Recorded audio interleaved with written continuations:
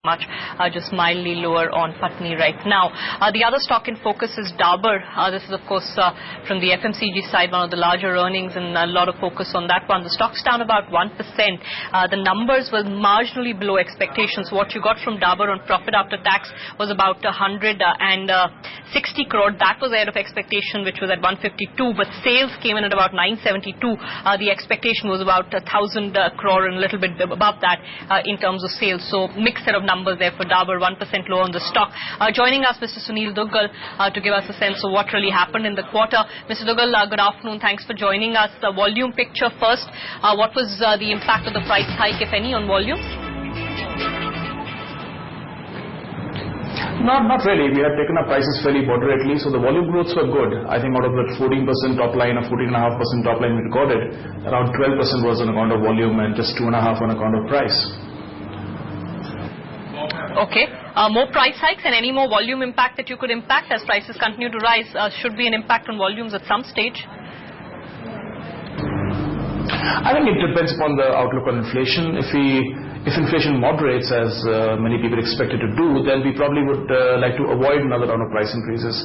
I think we'll take the call sometime in the month of November or early December, because that's when the inflation picture would become a little clearer.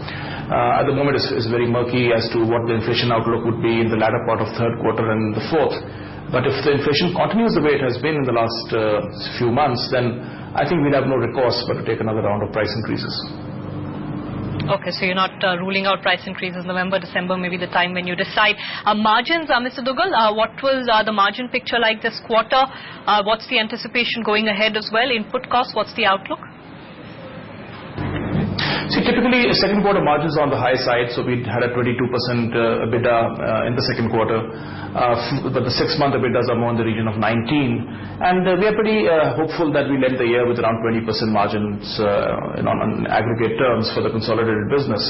But in case inflation continues at a very high level, then there is a possibility of that contracting a bit, even though I don't think the margin reduction would be very significant.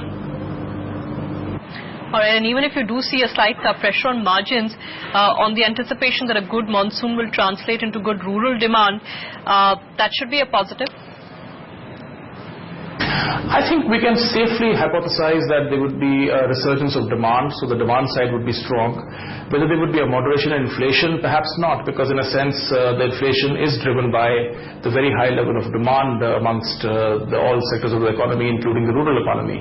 So the outlook is pretty benign in terms of the demand side, not so much in terms of the margins.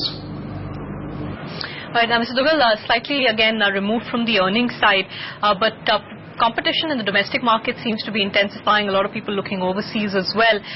What are your thoughts on expanding international revenue contribution? Any particular acquisitions that you're eyeing? We've done a deal the last few weeks in Turkey, and the numbers would flow in from the 8th of October, so we'll get around half year of consolidation. And we believe that there is possibility of doing more. When it will happen, it's very hard to say. We'll try to have at least one more deal happening in the current fiscal, but then it's anybody's guess as to the timing of that. These things are very hard to predict. But certainly our appetite for acquisition has not been vetted by the recent deal which we did. We believe that there is prospect in terms of doing more. All right, so you are looking at more acquisitions. That's interesting to hear. Any particular regions, segments that you're targeting?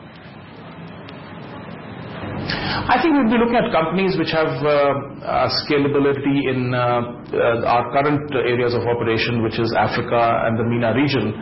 In addition to that, we'll try to open up new geographies in East Asia. But the locus of our acquisition strategy would be the African continent. Okay, just to complete that line of questioning, post the Hobby Cosmetics acquisition, what is the contribution of international revenues right now? Well, Hobby would contribute around 3-4% to our top line, and would be hopefully margin neutral in the current year, which is a pretty good way to start the business.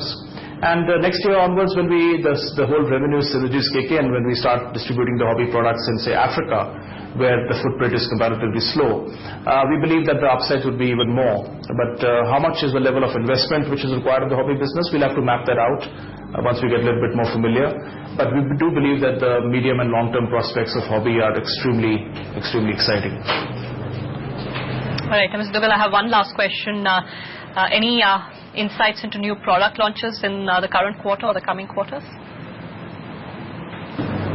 Well, we've been a little circumspect in launching new products because the cost of launching new products is extremely high, and the competitive landscape is very intense, which makes the successful introduction of new products a little bit hard to ascertain.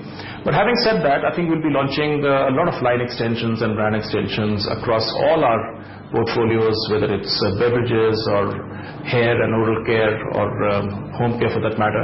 So, but there would be more in the line of, like I said, extensions rather than new launches.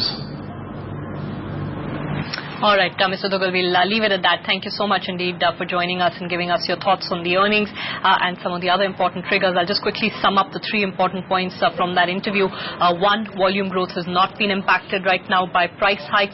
Margins have held steady, and even if they take another round of price hikes, which they think could happen in November or perhaps December, they do not anticipate an impact on volumes. Rural demand is strong and could strengthen as a result of a strong monsoon. The key takeaway in terms of acquisitions is that their appetite, as Mr. Dugal said, has been whetted after the recent acquisition, and they could be looking at more to try and grow the international revenue pie. That's Dabur for you. The stock's not doing fantastically well, but then neither is the entire market.